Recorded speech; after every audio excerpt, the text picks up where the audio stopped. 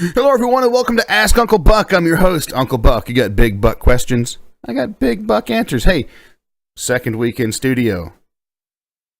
If you're wondering what's up with all this, you're going to have to wait. You're going to have to wait and see. You're going to have to listen to the podcast, the episode where I talked about why I had to skip a video, or at least why I thought I had to skip a video. So, since we're in studio, I've got 3 questions that I want to talk about this week. The first one comes from Devin Olecha. I'm butchering that, and I'm terribly sorry. Olecha? I'm terrible with names. Just ask Hub Baker. All right. What's the worst job you could think to have? Anything involving me looking after other people's kids. For me personally, tedium. I don't get along with most people's kids for the most part. I get along with my kids, but they're my kids, and biologically, I'm wired to want to deal with them. But like other people's kids, you keep your snot-nosed brat off of me. Over there, thank you very much. And I'm not against people having kids. I'm not against people having as many kids as they want, taking them in public, doing whatever. But my God, like I'm just not one of those guys. Like there are some people in the world who just love kids and gravitate to kids. Oh, kids, let me see your kid. I want to talk to your kid. Hey there, little buddy. How you doing today? That's not me. I don't even talk to my kids like that. I'm like, hey, what's wrong with you? What are you doing? Why are you doing that? What? Stop. I talk to my kids like they're adults. My kid will come up to me and be like, Daddy, can you tell me about such and such? And where a lot of parents go, well, little lady, this is what blah, blah, blah, blah, blah, blah, blah. I'm like, no.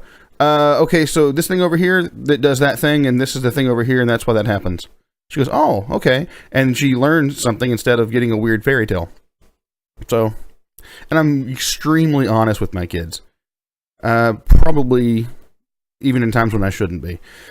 From Chelsea the Trap. Hey, Chelsea, thanks for a great question. How do we uncuck the G.O.P? I think it's already happening. I was talking with some people about this today. We were discussing the idea that the Democrat Party in the last election cycle basically assigned the nomination to whoever they wanted through the superdelegate process. Because Bernie Sanders had a groundswell of support, and he got the shaft, and I'm actually kind of glad that happened. But anyway, it's definitely wrong that they did that. So the GOP tried to do the same thing, but we don't have the superdelegate ordeal going on our side. So the establishment pick by the cucks in power was going to be Jeb Bush. Not a Jeb Bush guy. Now, I didn't start out as a Trump guy. I started out as a Cruz guy. All right, let's just lay that on the line. It took me a long time to get convinced on Trump. So, I think Trump getting the nomination is what needed to happen, ultimately. Like, if Cruz had gone up against Hillary, it would have been, we'd be saying Madam President right now. We needed someone to get into power in the GOP who was going to drain the swamp. And I know there's a lot of like, oh, he's not draining the swamp. He's adding more monsters. Yeah, but listen, he started the process. He started burning down the forest to find the monsters in it. And that is probably the best thing that you could do at this point. Because, let's face it, the GOP, in many ways, was every bit as corrupt as the Democrat Party. It was just that the ideals that we tend to congregate around probably better suited to running a successful country. So, I think it was a good. I think Trump getting the nomination almost overwhelmingly is what is the start of uncucking the GOP. I think calling a spade is uncucking the GOP. I think getting money out of politics, which is going to be like it's never actually going to happen, but we can always strive towards that. I think that's going to uncuck the GOP a lot. I think selecting candidates who are not controlled by outside deep pockets. But you got to have that money in order to run your campaign, which is why once Trump has run his course, whether he's there 8 years or gets voted out, I have no idea who's going to come up behind him because there's going to have to be someone who's basically independently wealthy. Let's see here. I think that's how you uncuck the GOP, by just getting back to basics and by draining the swamp, getting the monsters out. Okay, Making Things asked me, how do you deal with Tab's open and gratuitous disgust for what you hold so dear? He's talking about my faith, my Christian faith. For one, I don't think Tab has open and gratuitous disgust for faith. Like, because, I mean, he knows what I believe, and he's not openly disgusted with me most of the time. And when he is disgusted with me, it's for other reasons. Usually pretty legitimate reasons.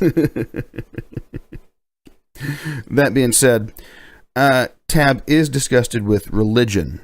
And I don't fault him for that, because even though some could call me a religious person, and then let's face it, I am definitely on the same wavelength as far as I think religion is, I don't think it's inherently a scam, but I think it's used as a scam a lot.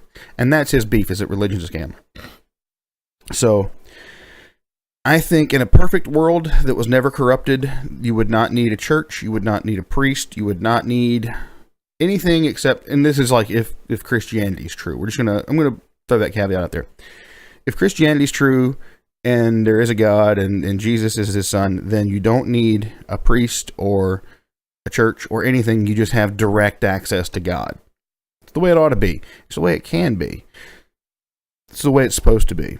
However, due to human nature and the way we do things and the fact that we just seem to crave some sort of organized authority to tell us how to behave, and we do, listen, we do, I do especially, that's where religion came in. Someone who said, listen, you're all flailing about in the dark. I've got a pretty good idea what's going on here. Let me tell you what's going on. And in a perfect system, then that person would actually share accurate information and would use that information to help people. What happens is people have figured out that you can get a lot of money by telling people that you have a text message, by telling people that you are the go-between between them and God. Hey, look, I'm the one that's gonna, you want to pray to God? Tell me, I'll tell him for you. You want something from God? Come talk to me. I've got something from God for you. And give me a little scratch on the side because, hey, this is my full-time job and I've got to eat. And I don't have a problem with that, even if the dude's being legit, like he's actually helping you, and he's not, and like when he has more than he absolutely needs, he uses that money to help other people. But I think that gets abused quite a bit. I shouldn't do this with my phone sitting here.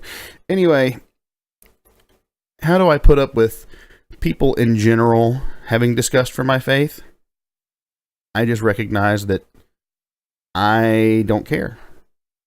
Like, that's their opinion and they're entitled to it, and it doesn't hurt me in any way unless they try to physically come hurt me, in which case I physically say, no, you can't, right back. People's opinions are what they are, and no one can force me to stop believing what I believe. No one can strap me down and take a heart-changing laser and rewrite the experiences that have given me the beliefs that I have. And so, and I can't do that to anyone else. So I couldn't, like, if Tab did have open disgust for my faith, I couldn't, strap him down and get a bottle of opinion changer and pour it down his gullet. That doesn't work. So I just have to accept that some people don't care for what I believe, and they don't have to, and I don't have to let their opinion bother me. Same way with politics. Same way with a lot of things.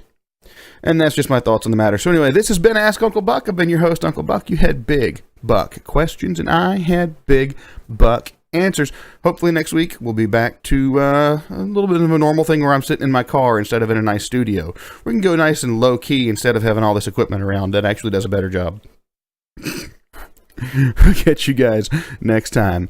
Bye-bye.